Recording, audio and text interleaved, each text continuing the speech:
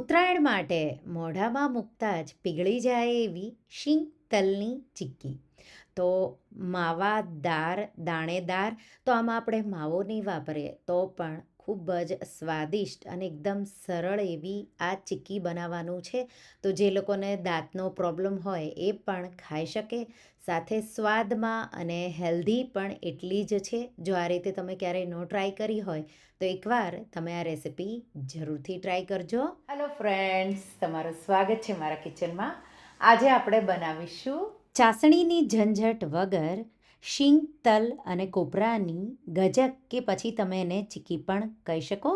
જો તમને મારી રેસિપીઓ ગમતી હોય અને હજુ સુધી ચેનલને સબસ્ક્રાઈબ ન કર્યું હોય તો સબસ્ક્રાઈબ કરજો અને બાજુમાં આપેલી ઘંટી દબાવજો એટલે નવી નવી રેસિપીના નોટિફિકેશન આવે. તો સૌથી પહેલાં આપણે શીંગ અને તલ લેવાના છે. તો કોઈ વાટકીનું માપ લેવાનું, વધુ ઓછું તમારે બનાવવું હોય, ઓછી બનાવવી હોય તો નાની વાટકી, વધારે બનાવવું હોય તો મોટી વાટકીનું માપથી 1 વાટકી ભરી શીંગ લીધી છે અને 1 વાટકી ભરી મેં તલ લીધા છે. શીંગને આપણે એકદમ સારી રીતે શેકી લેવાનું છે તો ક્રિસ્પી થઈ જાય અને અંદર સુધી પણ એકદમ ક્રિસ્પી એવો દાણો થાય એટલે લો ફ્લેમ પર શેકવાનું. પછી ફોતરા નીકળવા લાગે અને ક્રિસ્પી થઈ જાય એટલે આપણે એને એક પ્લેટમાં કાઢી અને ઠંડી થવા દઈશું. હવે એ જ પેનમાં આપણે 1 કપ તલ ઉમેરી દઈશું. તલને પણ ક્રિસ્પી થાય, સાથે ફૂલી જાય અને સ્પ્લટર થવા લાગે ત્યાં સુધી શેકવાના છે. તો આ રીતે શીંગ અને તલ બે મેં શેકી રેડી કરી લીધા. તલને પણ એક પ્લેટમાં કાઢી ઠંડા થવા દઈશું. હવે 1 ટીસ્પૂન જેટલું ઘી ઉમેરી અને 1 કપ જેટલું કોપરું લઈ લઈશું. અને કોપરાને આપણે તો સૂકું જે કોપરું હોય એને ખમણીને લેવાનું અને પછી એને તમારે હલકો એનો કલર બદલાય ત્યાં સુધી શેકી લેવાનો. તો એનો ટેસ્ટ છે એનાથી બહુ સારી એવી ચીક્કી તમારી લાગશે. તો આ રીતે મેં શેકી લીધું અને એને વાટકીમાં આ રીતે કાઢી લઈશું. હવે શીંગના ફોતરા આપણે આ રીતે કાઢી લેશું. ફોતરા કાઢી અને પછી આપણે આ રીતે તમે કોઈ ચારણી કે ઝારામાં આ રીતે એને લેશો એટલે ફોતરા અલગ નીકળી જશે. શીંગને આ રીતે મિક્સર જારમાં લઈ અને પલ્સ કરી શીંગનો પાવડર કરી લઈશું. તો એક સરખું મિક્સર નથી ફેરવવાનું, ઓન ઓફ કરી અને તમારે આ રીતે એને વાટવાનું છે. બહુ મોટા દાણા ન રહી જાય, પાવડર જેવું રેડી થાય એ રીતે તમારે એને વાટવાનું છે. તલને પણ એ જ રીતે તલનો પાવડર કરી લઈશું. તો ઓન ઓફ કરી મેં એને પણ વાટી લીધો. એને શીંગના પાવડર સાથે મિક્સ કરી દઈશું. હવે આપણે વાટકીના માપથી બધું મેઝર કરી એક બોલમાં ભેગું કરીશું. તો બીજી સામગ્રીઓ આપણે એ જ માપેથી લેવાની છે. તો 3 વાટકી ભરી શીંગ અને તલનો પાવડર આ રીતે મેં મેઝર કરી એક વાટકીમાં લઈ લીધો. હવે એમાં આપણે પોણી વાટકી ભરી મિલ્ક પાવડર, એટલે માવા જેવો ટેસ્ટ આવશે. સાથે જે આપણે કોપરું શેક્યું એ પણ પોણો કપ જેટલું છે એ ઉમેરી દઈશું. 1 ટીસ્પૂન જેટલો એલચીનો પાવડર ઉમેરી બધી સામગ્રીઓને તમારે આ રીતે મિક્સ કરી દેવાની છે. આ રીતે મિક્સ થઈ જાય એટલે હવે ખજૂર. તો આપણે પોણો કપ જેટલી મેં બિયા કાઢી લીધા છે ખજૂરના, અને પોચી વેરાયટીની લેવાની એટલે મિક્સરમાં તમે એની ઇઝીલી પેસ્ટ કરી શકો. તો આ રીતે મેં એની પેસ્ટ કરી લીધી. હવે ઘી. તો અહીંયા મેં ઘી અડધો કપ લીધું છે. ગોળ પોણો કપ કે પછી તમને ઓછું જોવે, ખજૂર લીધી હોય તો એ રીતે માપ લેવાનું. કડાઈમાં અડધો કપ ઘી ગરમ કરીશું અને એમાં સૌથી પહેલાં આપણે ખજૂરની પેસ્ટ ઉમેરી અને થોડી સોફ્ટ થાય એ રીતે તમારે એને થવા દેવાની છે. તો આ રીતે હું એને થવા દઈશ. થોડી થઈ જાય એટલે આપણે એમાં ગોળ ઉમેરી દઈશું.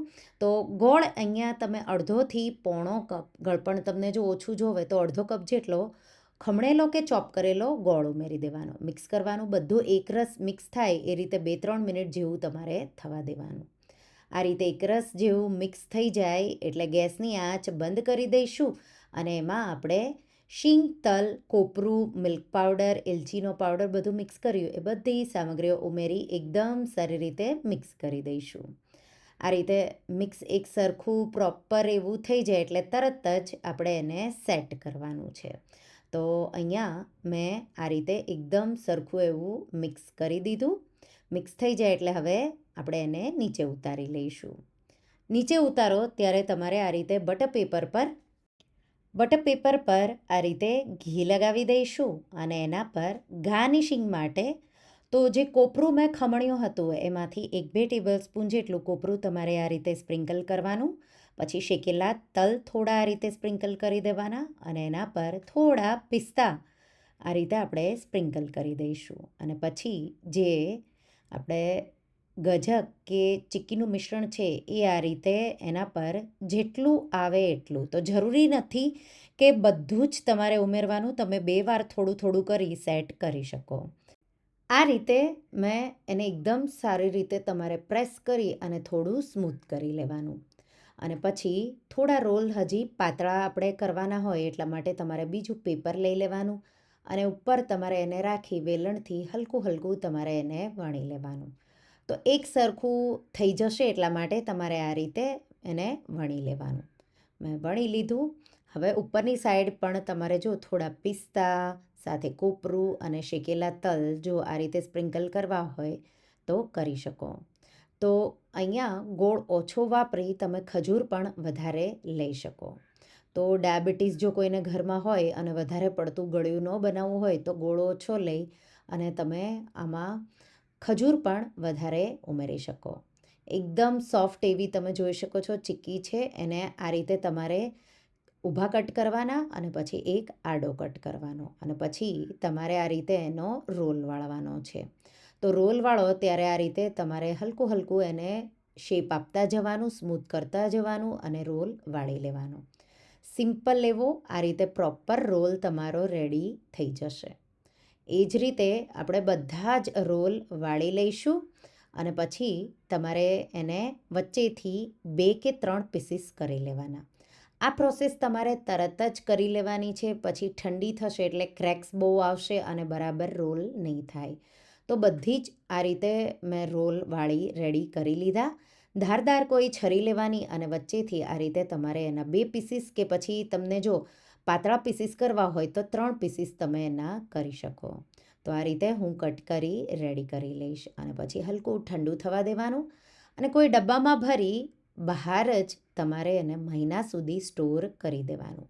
જ્યારે પણ ગળ્યું ખાવાનું મન થાય ત્યારે 1 પીસ તમે ખાઈ શકો. તો બહુ હેલ્ધી ગુણકારી એવી આ મીઠાઈ રેડી છે.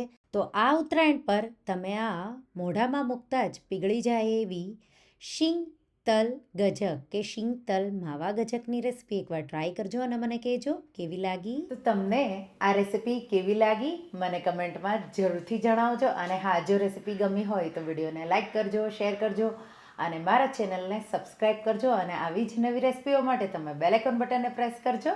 Thank you for watching.